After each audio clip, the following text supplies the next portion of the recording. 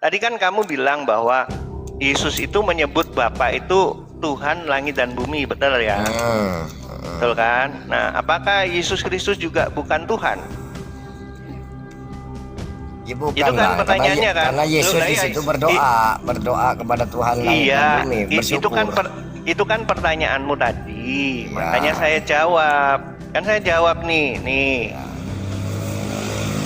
Ini perkataan Tuhan Yesus di dalam Wahyu pasal 1 ayat yang ke-8.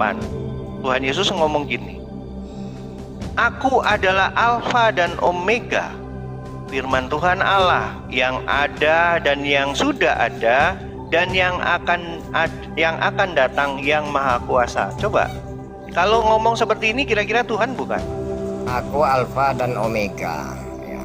Aku Alfa dan Omega. Aku yang awal dan yang akhir. Alfa dan Omega itu awal dan akhir. Awal dan akhir, kata Abang.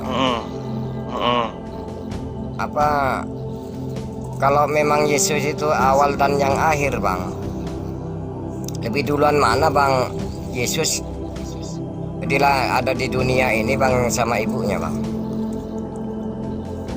Nah, sekarang gini, kamu itu harus membedakan mana yang Abang namanya tadi pribadi. mengatakan Yesus itu awal dan yang akhir, katanya.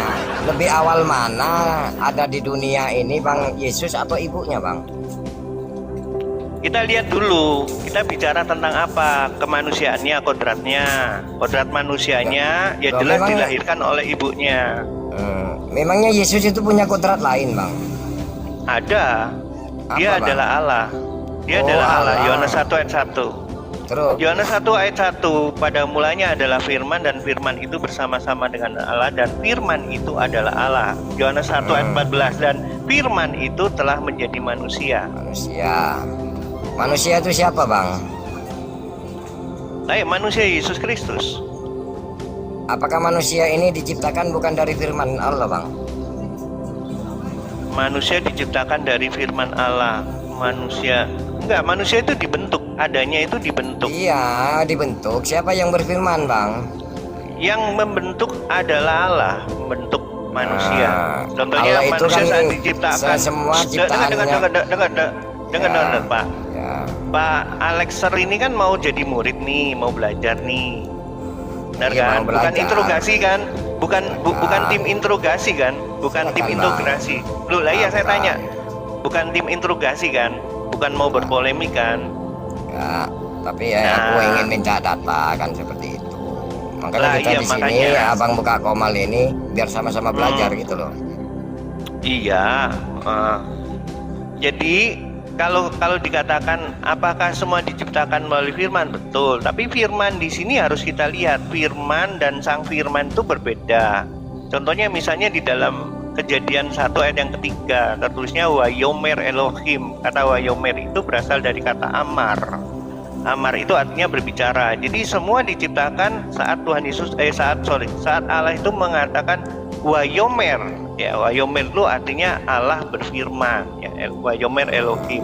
Nah, berbeda lagi kalau dalam bahasa Ibraninya adalah Hadafar. Nah, kalau Hadafar itu pun juga di dalam terjemahan bahasa Indonesia memakai firman, tapi firmannya F-nya besar. Artinya ini merujuk kepada pribadi Allah. Jadi Yesus itu berarti itu firman itu sendiri, Bang. Sang firman. Oh, sang firman. Coba dibaca, Bang, di Yohanes 17 nomor 8, Bang. 17 nomor 8. Kayaknya pinter ya, apa ini ayat-ayat Alkitab ini hafal ya, hebat loh. Belajar, sebab segala firman yang engkau sampaikan kepadaku telah kau sampaikan kepada mereka, dan mereka telah menerimanya. Mereka tahu benar-benar bahwa aku datang daripadamu, dan mereka percaya bahwa engkaulah yang telah mengutus aku. Kata firman di sini. Aku apa, Bang? Ya, sebab segala firman. Kata firman di sini F-nya F kecil, artinya perkataan. Dari di situ Yesus menerima firman dari siapa, Bang? Perkataan. Iya, namanya firman itu ya perkataan, Bang. Di situ Yesus menerima firman dari siapa gitu loh. dari Bapaknya. Artinya Oh, dari di sini Bapa. kata firman di sini adalah mengenai tentang perintah atau karena dia diutus ya, jadi dia menuruti apa yang dikehendaki oleh Bapaknya. Contohnya misalnya di dalam Yohanes 10 ayat yang ke-18. Nah, ini dikatakan gini. Tidak seorang pun mengambilnya daripadaku, melainkan aku memberikannya menurut kehendakku sendiri. Aku berkuasa memberikannya dan berkuasa mengambilnya kembali. Inilah tugas yang kuterima dari Bapakku. Seperti Berarti itu. punya tugas di situ Yesus. Untuk apa? Untuk Iya. menyampaikan firman yang diterima, Bang, gitu loh. Tidak hanya menyampaikan firman, dia kalau hanya menyampaikan firman tidak perlu dia datang atau inkarnasi menjadi manusia. Gimana bisa menyampaikan firman, Bang, kalau Allah itu sudah mengutus utusannya, Bang? Disitulah penyampai, Bang. Supaya begini, Bang, ya. Abang istilahnya guru. Pasti abang ini ada murid yang dipercaya. Abang mengutus murid itu, tolong ini sampaikan kepada situ. Ke siapa lah istilahnya. Lah itu nanti disampaikan sama murid kan. Sama yang mewakili abang. Lah itulah Bang Yesus yang menyampaikan atas perintah abang itu. Ya, terus Bukan abang sendiri, namanya di situ Yesus mengaku dirinya bahwa utusan. Dengarlah hai Bani, Iya. inilah hukum inilah hidup yang kekal kata Yesus, bahwa mereka mengenal satu-satunya Allah yang benar dan mengenal Yesus Kristus yang telah engkau utus. betul, tidak salah. Mengaku Itu ayat utusan di benar. situ. Iya, betul. Terus Bang, biar kita sama, bukan saya untuk apa ya kata abang tadi. Saya sama-sama belajar di sini. Coba dibaca di Lukas 4 nomor 8, Bang.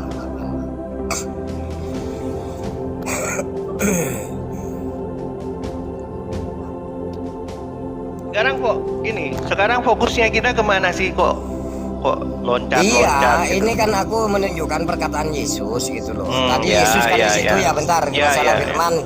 Katanya Yesus itu firman itu sendiri sudah. kan. Lukas berapa? Bentar. Tadi kan Yesus di situ kata abang itu firman itu sendiri. Kenapa? Di mana ini Yesus itu menerima firman? Firman ini kan datangnya dari mana? Kalau Yesus itu memang firman, berarti Yesus itu mengutus Yesus. Segala firman yang telah engkau berikan padaku telah kusampaikan kepada mereka, dan mereka tahu bahwa aku datang daripadamu. Daripadamu itu siapa, Bang? Kan datang Yesus daripadamu. Ya itu sudah. siapa? Ya, Bapak ya. Sebentar, tenang dulu. Anda mau dengerin saya nggak? Ya, Kira-kira. silakan, Bang, silakan. Oke, Santai aja, ya. Bang. Jadi Aku gini suka lo aku naik ke komalnya abang nih. Karena apa? Bisa diajak tukar pikiran gitu loh, menyampaikan data. Nggak apa-apa. Ya saya terima ayat-ayat yang kamu berikan tuh, saya nggak nolak, nggak saya bantah gitu ya. Iya. Itu karena memang itu ayat Alkitab. Nah cuma gini, pengertian Anda yang kurang tepat. Kenapa saya bilang seperti itu? Kalau kita bicara tentang firman, itu kita harus pahami dulu kata firman. Kata firman untuk Yesus Kristus ini berbicara tentang pribadi Allah yang kedua yang disebut Sang Anak itu tadi ya. Jadi berarti ini ada bicara pribadi tentang kedua. pribadi. Ya, pribadi kedua, karena Trinitas itu kan ada 3 pribadi dalam satu hakikat. Jadi pribadi yang kedua ini inkarnasi menjadi manusia. Nah, pribadi yang kedua ini yang disebut hologos atau hadafar. Dalam terjemahan bahasa Indonesia LAI memakai kata firman tapi F-nya besar, F besar. Nah, kata firman yang lain itu artinya adalah berbicara, karena diambil dari bahasa kata rema. Ya, kata rema, ada kata grafe, itu pun juga semua diterjemahkan sebagai firman. Jadi kita harus mendefinisikan kata firman itu berbicara tentang apa. Apakah itu berbicara tentang pribadi Allah atau itu berbicara tentang perkataan Allah. Nah kalau itu dicampur aduk jadi satu, ya seperti Pak Alexer itu tadi, pikiran masa ya Yesus diutus oleh Yesus, nah kan nggak nyambung gitu. Nah, makanya abang tadi kan mengatakan bahwa Yesus itu firman itu sendiri. Nah ini yang disampaikan oleh Sang Yesus firman, Sang firman. lebih tepatnya Sang Firman, karena bukan Sang perkataan. Firman. Kalau Sang Firman itu bukan perkataan, bro. Sang Firman. Yang berfirman di situ siapa, Bang? Kan Bapak kan? Tuhan Yesus juga bisa berfirman. Itu kan menyampaikan firman, Bang. Loh iya, tetap lu gini loh. Berfirman itu artinya berkata. Jadi Tuhan Yesus pun juga berkata. Perkataan ini, sekali lagi perkataan ini bisa dipertanggungjawabkan, Bang. Manusia ini bisa berfirman juga, menyampaikan perkataan ini yang baik, pamannya ya. Ini Bisa. salah satu bisa. itu Bisa. loh. Nah, Bisa iya. tuh. Cuma kalau kita perkataan, misalnya perkataan para guru itu diambil dari kata erente. Erente itu juga diterjemahkan sebagai firman. Contohnya gini. Ini ya, bentar. Nih ayatnya, bentar.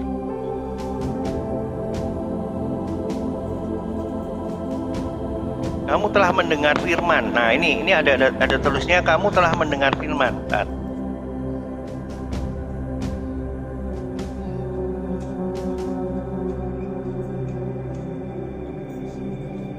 Nih ya.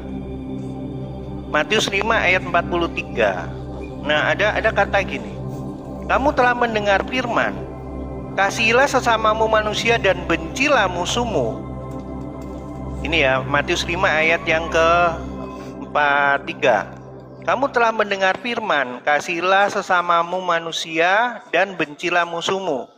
Lalu Tuhan Yesus mengatakan gini di 44. Tetapi aku berkata kepadamu, kasihilah sesamamu dan berdoalah bagi mereka yang menganiaya kamu. Nah, kata kamu telah mendengar firman. Nah, kata firman ini masa ya menentang perkataan Tuhan gitu. Kan firman itu kan perkataan Tuhan. Pasti kan selalu berpikir seperti itu. Tetapi ternyata dalam bahasa Yunaninya di sini kata firman diambil dari kata erente, artinya kamu telah mendengar pengajaran. Jadi erente ini pengajaran. Nah, mendengar pengajaran dari mana? Dari para guru-guru. Ya, pengajaran dari para guru-guru, hanya di dalam terjemahan bahasa Indonesia memakai kata firman. Nah, itu makanya kenapa kita harus pahami. Karena apa? Karena memang ada keterbatasan dalam bahasa Indonesia untuk menerjemahkan bahasa Yunani dan bahasa Ibrani. Karena bahasa Yunani dan Ibrani ini kan bahasa yang tua, sedangkan bahasa Indonesia ini kan masih bahasa yang muda. Jadi kosakatanya terbatas. Makanya kenapa dalam terjemahan bahasa Indonesia itu memakai kata firman. Itu ada, Bang, tapi dalam konteks yang berbeda seperti itu. Di Yohanes 3 nomor 17 itu, coba, Bang. Kita sama-sama biar tahu. Enggak apa-apa. Yohanes 3 ayat 17. Sebab Allah mengutus anaknya ke dalam dunia bukan untuk menghakimi dunia, melainkan untuk menyelamatkannya oleh dia. Terus? Ya betul kan. Di situ yang jadi anak itu, yang diutus sama Allah itu siapa, Bang? Ya, Tuhan Yesus kan? itu sang firman. Sang firman di disebut situ anak. untuk menyelamatkan manusia kan? Betul, itu berarti Yesus itu diutus oleh Bapa itu, Bang, ke dunia ini untuk apa? Untuk menyampaikan firman Allah itu, Bang. Supaya apa? Supaya mereka ini selamat. Bukan hanya menyampaikan firman saja, tetapi dia juga mengorbankan nyawanya. Coba baca selanjutnya terus. Ini ya, coba ya didengarkan ya. Yohanes 3 ayat yang ke-16 dulu nih. Karena begitu besar kasih Allah akan dunia ini, sehingga ia telah mengaruniakan anaknya yang tunggal, supaya setiap orang yang percaya kepadanya tidak binasa, melainkan beroleh hidup yang kekal. Sebab Allah mengutus anaknya ke dalam dunia bukan untuk menghakimi dunia, melainkan untuk menyelamatkannya oleh dia.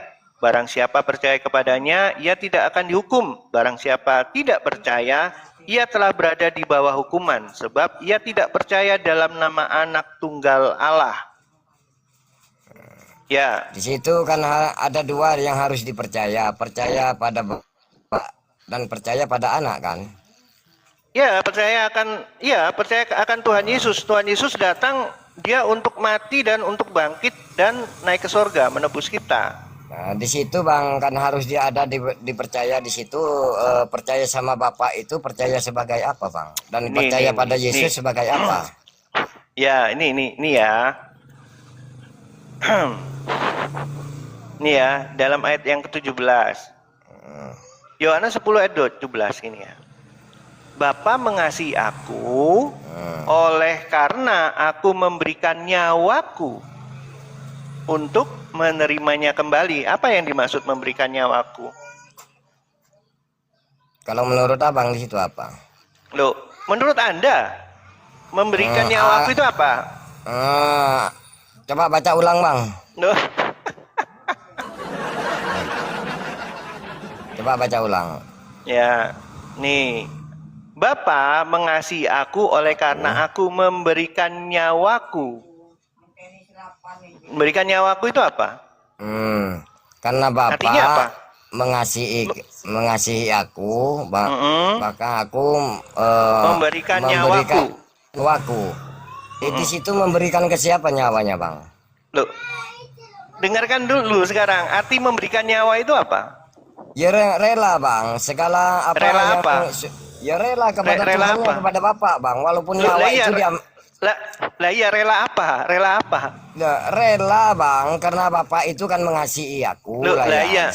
Memberikan ya. nyawa itu apa? Memberikan nyawa itu apa artinya? Iya, jangankan apa namanya itu semua yang dimiliki bang, nyawa pun rela bang, iya. diambil Bapak bang. Nah, berarti kalau kita memberikan nyawa, artinya kita rela apa? Rela mati. Nah, itu. Lah, rela mati.